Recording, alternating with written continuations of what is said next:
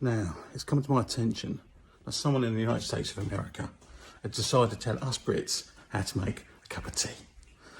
I'm sorry, you're about to be very educated. First things first, we need one of these. Kettle, available in most supermarkets and even places like Walmart, I should imagine. Oh, don't like that, no water in it, that's typical. Just fill it up to the brim. We just put in enough just to get our brews on. Clearly we're looking to save the world as well, so this is about what I do, is go near anything like this. Right, kettle on. We'll start in a minute, promise. Whilst that's boiling, we get our favourite cups out, and everyone has a favourite cup. Now, that could be pretty much anything.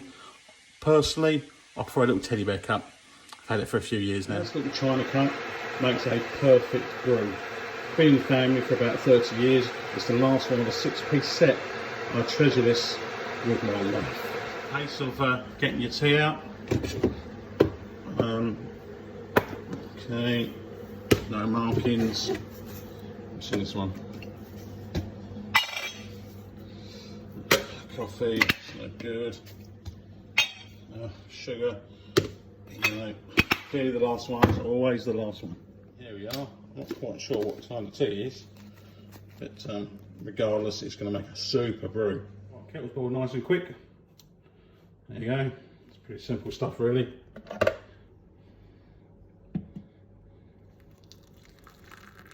Notice water and bag first.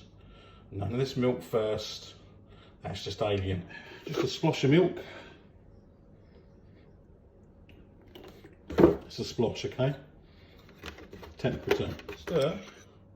Just the right consistency. Sort of okay.